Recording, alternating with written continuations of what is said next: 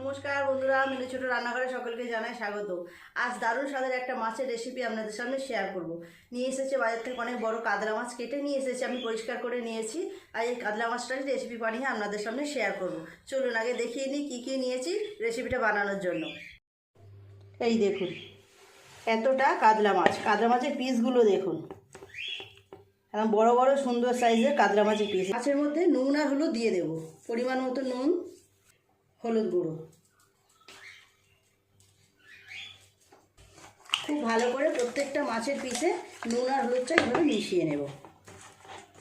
এত সুন্দর কাতলা মাছ যে কোনো রেসিপি করলে কিন্তু দারুণ লাগবে। এক একটা পিস দেখুন কত বড় বড়, কি সুন্দর সাইজ।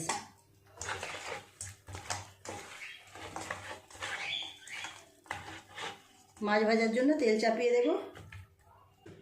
আলুগুলো একটা সিটি দিয়ে সিদ্ধ করে নেব। এইরকম মাংসের মতো বড় বড় করে আলু কেটেছি, দারুণ লাগে কিন্তু এইরকম কালিয়ার আলু খেতে। জল দিয়ে দেবো পরিমাণ মতো।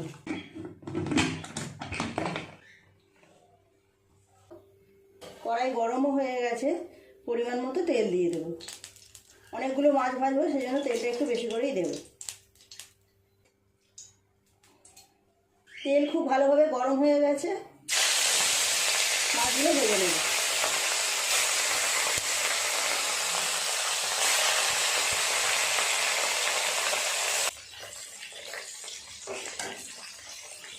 মাছগুলো উল্টে দেবো।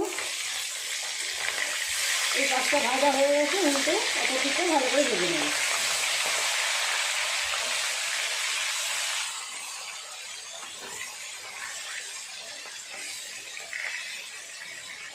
ভালোভাবে লাল লাল করে মাছগুলো ভাজবো। খুব ভালোভাবে মাছগুলো ভেজে নিয়েছি, তুলে নেব।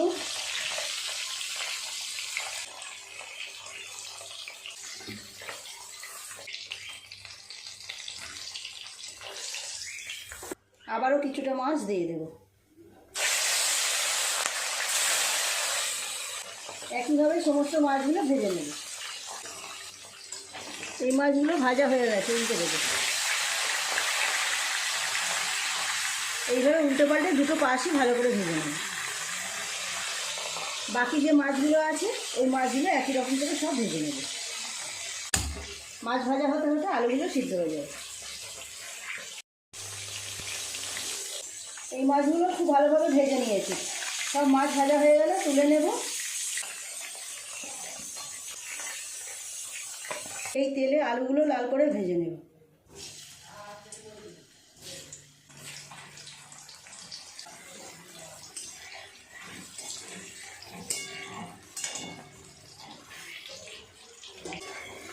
আলুগুলো নেড়ে চেড়ে ভেজে নিয়েছি, তুলে নেব।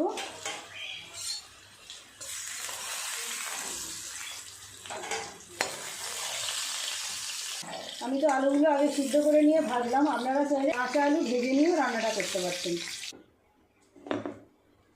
এই তেলে ফোড়নটা দিয়ে দেবো। শুকনো লঙ্কা, জিরে আর তেজপাতা একসাথে দিয়ে দেবো। পেঁয়াজ কুচি, আমি তো পেঁয়াজটা কুচিয়ে নিয়েছি, আপনারা চাইলে পেঁয়াজটা গ্রেট করেও নিতে পারেন বা মিক্সিতে বেটেও নিতে পারেন। পেঁয়াজটা ভালো করে নেড়ে চেড়ে ভেজে নেব।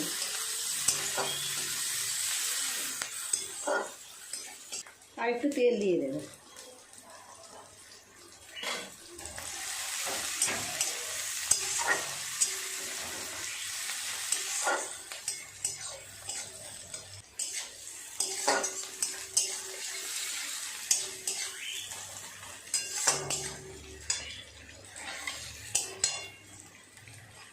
পেঁয়াজটা খুব ভালোভাবে লাল করে ভেজে নিয়েছি। এরপরে দিয়ে দেবো আদা রসুন বাটা। এর সাথে অল্প একটু পেঁয়াজ আমি বেটে নিয়েছিলাম। দিয়ে দেবো টমেটো বাটা। খুব ভালো করে নেড়ে চেড়ে সমস্ত কিছু কাঁচা গন্ধটাকে কাটিয়ে নিতে হবে আগে।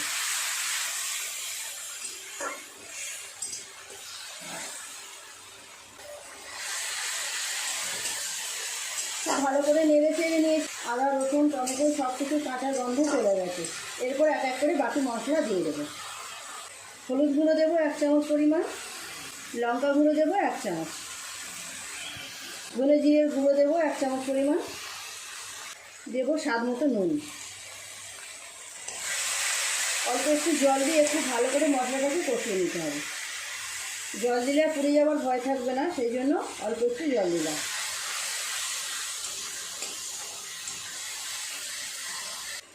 কাশ্মীরি লঙ্কা গুঁড়ো, সুন্দর রং হবে সেই জন্য দিলাম। মশলাটা এখন একটু সময় নিয়ে কষিয়ে নেবো, যতক্ষণ না তেল ছাড়ে মশলা থেকে। রংটা কেমন এসেছে দেখুন, খুব ভালোভাবে মশলাটা কষানো হয়ে গেছে। মশলা থেকে তেল ছেড়ে দিয়েছি, জল দিয়ে দেবো।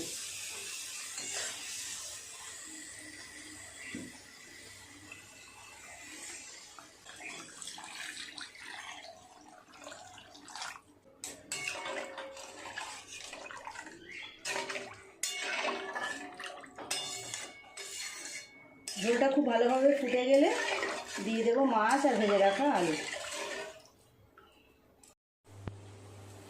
ঝোলটা খুব ভালোভাবে ফুটে গেছে, দিয়ে দেবো আলু আর মাছ। লেজা রাজা, তো সত্যি কি মাছের লেজা খেলে রাজা হয় নাকি এটা কথার কথা? মাছ দিয়ে বেশ কিছুক্ষণ ফুটিয়ে নেব, গ্রেভিটাও আরও কমে যাবে, ব্যাস তৈরি হয়ে যাবে কাতলা মাছের কালিয়া। মাছ আলু সব দিয়ে দিলাম, এখন বেশ কিছুক্ষণ সময় নিয়ে ফোটাতে হবে ভালো করে, গ্রেভিটাও অনেক কমে যাবে, তাহলেই তৈরি হয়ে যাবে কাতলা মাছের কালিয়া।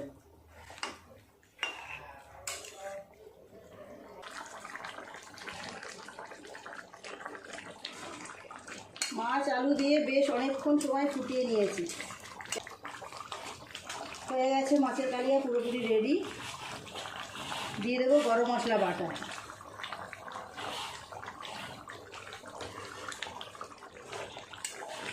অনুষ্ঠান বাড়ির মতো একদম কাতলা মাছের কালিয়া রেডি। নামিয়ে নেব, এইরকম গ্রেভি নামাবো, এই জায়গার মধ্যে ঢেলে নেব। কালারটা জাস্ট দেখুন, ফাটাফাটি কালার এসেছে।